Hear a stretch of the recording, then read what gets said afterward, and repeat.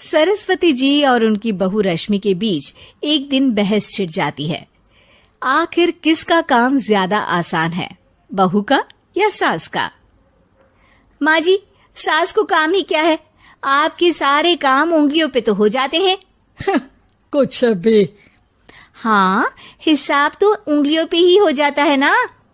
अरे बेटा, ऐसा सिर्फ अभी लगता है।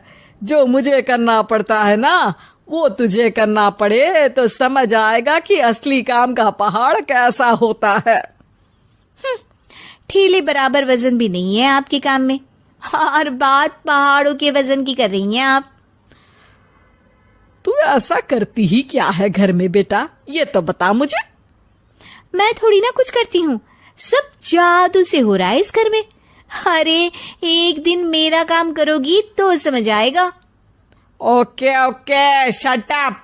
कल से मैं घर के काम करूंगी और तू मेरी जगह हर चीज का हिसाब रखना, ठीक है? ठीक है, ये भी कर लेते हैं।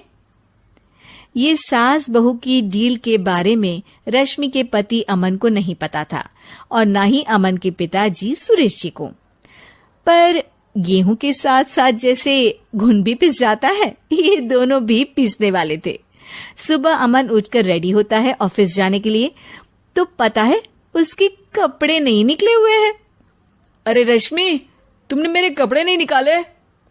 अपनी माँ से पूछो ना, उन्हीं का काम है ये। अमन अपनी माँ के पास जाता है। अब मेरे कपड़े आज आप देने वाले हो क्या माँ? हाँ, देना तो मुझे ही चाहिए, पर तेरी बहू ने कपड़े धोने ही नहीं डाले, तो कोई भी धुला हुआ कपड़ा नहीं है बेटा। हैं? ऐसा क्यों? कपड़े तो धोने आप ही देते हो ना माँ? अरे बहू ने तुझे बताया नहीं, अब हम अदल बदल गए हैं। मैं अब बहू और तेरी बीवी सास। अमन परेशान हो गया। वो बिना इस्त्री के कपड़े पहनकर ऑफिस चला गया। सरस्वती जी अपने घुटने के दर्द के कारण झुककर घर साफ नहीं कर पा रही थी और ना ही खाना बनाना याद रख पाई। उधर रश्मि पहले ही दिन घर की चाबी घुमा चुकी थी और 300 रुपए का हिसाब अलग नहीं मिल रहा था। पर दोनों का ही घमंड कैलाश पर्वत से भी बड़ा था और दोनों ही खेमे एक दूसरे की बात मानने को बिल्कुल तैयार नहीं थे। शाम को जब सुरेश जी और अमन खाना खाने बैठते हैं तो सरस्वती जी उनके सामने गाजर और पपीते लाकर रख देती हैं। अरे माँ, ये क्या है? ख्याली पुलाव के साथ सलाद। माँ जी खाना बनाना भूल गई लगता है। अरे एक एक चमन्नी का हिसाब है मेरे पास, खाना बनाना कैसे भूल जाऊंगी? ये तो मैंने पढ़ा था कि फल फ्रूट खाने से सेहत अच्छी रहती है, इसीलिए ये ले, एक फल खा ले। रात को सुरेश जी और अमन अपनी मीटिंग बिठाते हैं अकेले में। बाबूजी, इनकी लड़ाई के कारण ना हमें ठीक से खाना मिल रहा है, उल्टा घर के सारे काम रुक गए हैं। हाँ बेटा, 2 भैंसों की लड़ाई में बेचारे खेत के पौधों का भी नुकसान हो रहा है। पर पापा, क्या बताऊं आपको, मैंने माँ को इस महीने की 2 तारीख को बिजली के बिल के पैसे दिए थे। आज बिल भरने के लिए मांगने गया तो पता चला कि रश्मि उन पैसों से गैस सिलेंडर ले आई। अच्छा, तो सिलेंडर के पैसों का क्या हुआ? अब सिलेंडर के तो कोई पैसे नहीं थे बाबूजी, हमारे घर पर गैस की पाइपलाइन लगी है ना। बेटा, इन दोनों का कुछ करना पड़ेगा, नहीं तो अपने घमंड के चक्कर में पूरा घर बर्बाद कर डालेंगी ये दोनों। अमन और सुरेश जी काफी सोच विचार के बाद एक निष्कर्ष पर पहुंचते हैं।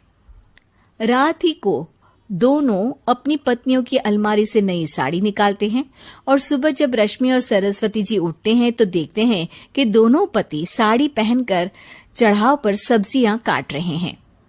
अरे ये सब क्या हो रहा है? क्या हो रहा है मतलब?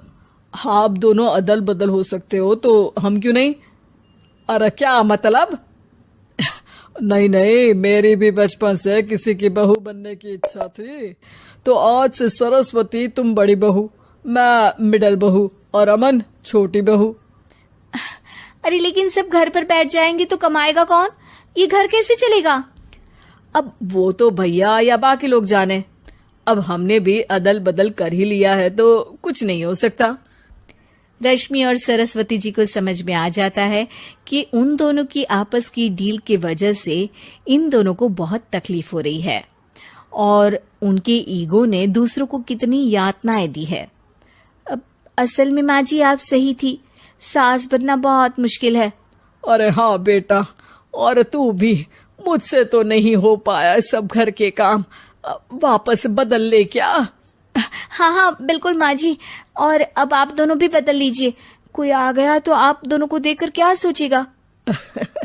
अच्छा है, आप दोनों के समझ में ये बात तो आई, मैं फटाक से कपड़े बदल लेता हूँ। अरे रुक जा बेटा, एक फोटो ले लेती हूँ तेरी, मेरी बेटी होती तो तेरे जैसी ही दिखती साड़ी में। और मेरा फोटो नहीं लोगी?